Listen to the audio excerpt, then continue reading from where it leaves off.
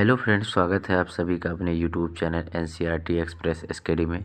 Friends, इसके पहले की वीडियो में हमने केमिस्ट्री का जो पहला चैप्टर विलेन था उसके कुछ इम्पोर्टेंट टॉपिक को समझे थे, जो कि आपको बोर्ड एग्जाम में वही पढ़ के जाना है। ठीक फ्रेंड्स, अब समय ये है कि आपको क्या छोड़ना है और क्या पढ़ना है। ठीक, बोर्ड एग्ज़ाम के लिए तो उसी उसी टॉपिक को हमने समझाया था विलेन में। सेम उसी तरीके से अब हम वैद्युत रसायन में उसी कुछ इम्पोर्टेंट टॉपिक को समझ जानेंगे, जो आपको यही केवल बोर्ड एग्जाम में पढ़ के जाना है इस चैप्टर से। ठीक, आइए समझते हैं। जैसे पहला है कि विशिष्ट चालकत्व क्या होता है या विशिष्ट चालकता क्या होता है, जिसको हम लोग कप्पा से दिखाते हैं। ठीक, तो उसके पहले एक चीज़ ध्यान से देखना है कि चालकत्व क्या होता है। तो हम लोग ये चीज़ जानते हैं कि कोई भी अगर वैद्युत अपघट का जलीय विलयन होता है तो उसमें जितना अधिक से अधिक करंट फ्लो हो सकता है उसी को हम लोग चालकत्व कहते हैं। सेम इसी चालकत्व क्या होता है, अगर हम कोई 1 घन सेंटीमीटर विलयन का कोई आयतन लेते हैं और उसमें जितना अधिक से अधिक करंट फ्लो हो सकता है उसको हम लोग विशिष्ट चालकता कहते हैं या विशिष्ट चालकत्व कहते हैं। ठीक, इसको हम लोग किससे दिखाते हैं? कप्पा से दिखाते हैं। फ्रेंड, इसके बारे में पूछ लिया जाता है कि विशिष्ट चालकत्व का मात्रक क्या होता है। ठीक, तो वो क्या होता है? Ohm ohm inverse metre inverse या ओम इनवर्स सेंटीमीटर इनवर्स, या उस ओम को ही हम लोग क्या कहते हैं? ओम इनवर्स को साइमन भी कहते हैं। ठीक, इसके बाद जो है विशिष्ट प्रतिरोध क्या होता है, ये भी कई बार पूछा गया है, या इसका मात्रक क्या होता है। तो हम लोग क्या ध्यान देना कि जो विशिष्ट चालकत्व होता है, ठीक, या जिस कप्पा होता है, ठीक, उसी के व्युत्क्रम को ही हम लोग क्या बोलते हैं? विशिष्ट प्रतिरोध कहते हैं। ठीक, इसका मात्रक क्या होता है? ओम मीटर या ओम सेंटीमीटर। इसके बाद सेल स्थिरांक के बारे में भी कई बार पूछा गया है कि सेल स्थिरांक क्या है। तो एक चीज़ ध्यान दीजिए, जो हम लोग एक रिलेशन पढ़ते हैं R equal to rho L upon A. ठीक, तो उसमें जो एल बाई ए है यही आपका क्या है? जी स्टार, अर्थात यही क्या है?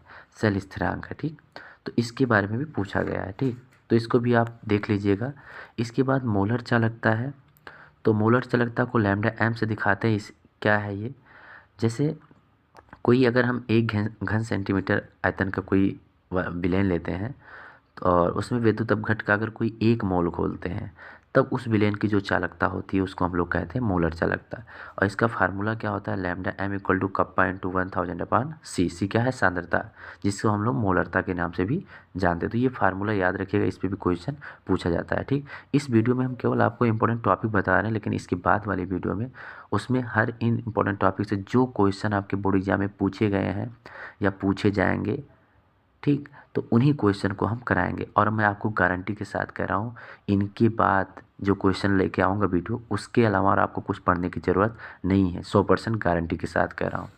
इसके बाद जो नेक्स्ट टॉपिक है वो है कि तुल्यांकी चालकता क्या होती है। ठीक, तो तुल्यांकी चालकता को हम लोग लैम्डा ई क्यू से दिखाते हैं। ठीक, तो सेम चीज़ें वही हुई यहाँ भी वही है कि अगर हम कोई 1 घन सेंटीमीटर विलयन का आयतन लेते हैं और उसमें वैद्युत अपघट का 1 ग्राम तुल्यांक खोलते हैं, तब उसकी जो चालकता होती है उसको हम लोग तुल्यांकी चालकता कहते हैं। ठीक, इसका मात्रक क्या होता है? ओम सेंटीमीटर स्क्वायर तुल्यांक इनवर्स। ठीक, और इसका मतलब क्या है? ओम इसका मतलब क्या होता है? Ohm ohm inverse centimetre square mole inverse होता है। ठीक, या इसी को हम लोग किसके नाम से जानते हैं? Simon centimetre square mole inverse, molar चालकता। इसके बाद एक चीज़ ये भी ध्यान देना है कि मोलर चालकता व तुल्यांकी चालकता में क्या क्या संबंध होता है। ठीक, तो ये रिलेशन याद कर लेना कि जो मोलर चालकता होता है और जो तुल्यांकी चालकता का अनुपात होता है इक्वल टू एन होता है। एन क्या है? वैलेंसी है। ठीक, संयोजकता है।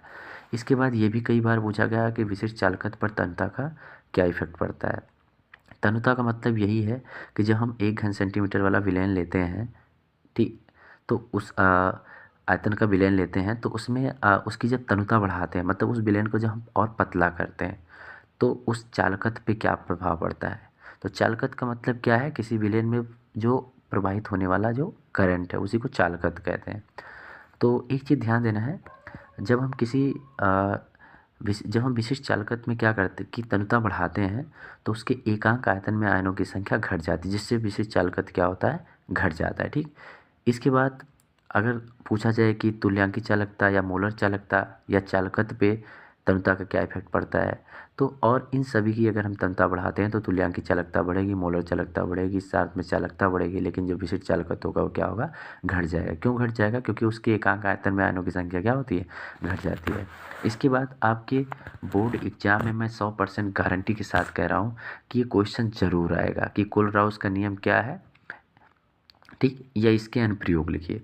तो इन दोनों में से या तो नियम और अनुप्रयोग पूछेगा या इस पे एक क्वेश्चन पूछेगा। 100% ये गारंटी के साथ कह रहा हूँ, ये फिक्स है, ठीक। बात जो है, ये भी क्वेश्चन पूछा जाता है कि दुर्बल वैद्युत अपघट के लिए ओस्टवाल्ड का तनुता का नियम क्या है, ठीक। तो इसको भी आप अपने नोट से तैयार कर लीजिएगा फ्रेंड्स। इसके बाद जो है, ये भी बहुत ज़्यादा इम्पोर्टेंट है कि मानक इलेक्ट्रोड विभव क्या होता है, ठीक, या मानक हाइड्रोजन इलेक्ट्रोड का सचित्र वर्णन करने के लिए ये ज़रूर पूछा जाता है, ठीक। तो इसको भी ध्यान दीजिएगा, आप अपने नोट से तैयार कर लीजिएगा। मानक हाइड्रोजन इलेक्ट्रोड कैसे बनाया जाता है, ठीक। तो इसके लिए भी आपने पढ़े होंगे कि जब हम कोई एक पात्र लेते हैं और उसमें क्या करते हैं, एक कांच के द्वारा क्या करते हैं, प्लेटिनम की तार को प्लेटिनम की प्लेट से लटकाते हैं, ठीक। और एक HCl का विलेन लेते हैं, साथ में 180 mm दाब पे हम लोग क्या करते हैं, हाइड्रोजन गैस प्रवाहित करते हैं। तो हाइड्रोजन जाके उस प्लेटिनम की प्लेट पे चिपक जाता है और वो छड़ जो होता है वो हाइड्रोजन का काम करने लगता है, ठीक। अच्छा, मानक इसके बाद जो है, ये मुझे बहुत ध्यान देना है कि जो विद्युत अपघटनी सेल है वह गैल्वेनिक सेल है, इसमें क्या डिफरेंस होता है, ये मोस्ट इंपॉर्टेंट है, ये बार बार पूछा जाता है, ठीक। और हाँ, सेल में अगर हम बात करें तो ये ज़रूर आपको 2 ही सेल पढ़ के जाना है।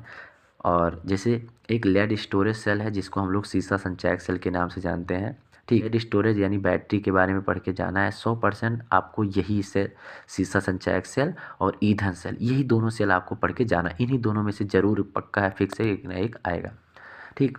तो आपने पढ़ा होगा, आपके आपके क्लास में पढ़े होंगे, ठीक, कि जो शीशा संचायक सेल होता है उसमें 2 घटनाएं, निरावेशन की और आवेशन की घटनाएं होती हैं। तो इन दोनों को आपको बढ़िया से पढ़ के जाना है। इसके बाद क्या है, जो ईंधन सेल है इसके क्या क्या लाभ हैं, साथ में इसकी क्या कमियां हैं, ज़रूर इसी दोनों सेल को ही आप पढ़ के जाइएगा। इसके बाद जो है, संक्षारण पूछा जाता है कई बार कि संक्षारण क्या है, ठीक। तो संक्षारण का मतलब हम लोग जानते हैं कोरोजन के बारे में कि कुछ धातु जो होती हैं अगर आप उनको वायु व नमी के संपर्क में रख देते हैं तो धीरे धीरे नष्ट होने लगती हैं, ठीक। उसी को ही हम लोग क्या कहते हैं, संक्षारण कहते हैं। जैसे क्लास 12th में दिया गया है लोहे पे जंग लगने की क्रियाविधि, यानी लोहे पे कैसे कैसे जंग लगता है, उसमें कौन कौन सी केमिकल रिएक्शन होते हैं, ठीक। तो उन सभी को आपको बढ़िया से पढ़ के जाना है। इसके बाद फ्रेंड्स, बिना वैद्युत रासायनिक श्रेणी के क्वेश्चन बन ही नहीं सकता। 100% गारंटी के साथ कह रहा हूँ, ठीक। विद्युत रासायनिक श्रेणी क्या है या इसके क्या क्या अनुप्रयोग हैं, या तो ये क्वेश्चन पूछा जाएगा या तो इस पे क्वेश्चन पूछा जाएगा, ठीक। तो क्वेश्चन के लिए आप घबराइए नहीं, इसके बाद का जो मैं वीडियो लाऊंगा बस आपको वही केवल क्वेश्चन पढ़ के जाना है और इसके अलावा और कुछ पढ़ के नहीं जाना है, ठीक। आप सोच रहे होंगे इतना गारंटी के साथ कह रहा हूँ, तो हाँ, मुझे काफ़ी साल का अनुभव हो गया है और मैं पूरी गारंटी के साथ कह रहा हूँ, आपको केवल वही पढ़ के जाना है। इसके बाद नट समीकरण पे को आपको छोड़ के नहीं जाना, इस पे ज़रूर क्वेश्चन पक्का है, 100% फिक्स है। साथ में फैराडे का या तो नियम पूछा जाएगा या इस पे क्या पूछा जाएगा, क्वेश्चन पूछा जाएगा, ठीक। तो फ्रेंड्स, बस इस वीडियो में आपको बस यही जो टॉपिक हम बताएं आप इसको अपने नोट से तैयार कर लीजिए और मैं गारंटी के साथ कह रहा हूँ इसके बाहर एक भी टॉपिक आपके बोर्ड एग्जाम में नहीं पूछा जाएगा। तो फ्रेंड्स, इसके बाद वाले वीडियो ज़रूर आप देखिएगा क्योंकि उसमें हम हर इन्हीं टाइप पे क्वेश्चन कराएंगे जो बोर्ड एग्जाम में पूछे जाएंगे। तो फ्रेंड्स, अगर आपको वीडियो अच्छी लगी हो तो प्लीज़ चैनल को सब्सक्राइब करिए, लाइक करिए और अपने दोस्तों के साथ शेयर करना ना भूलें।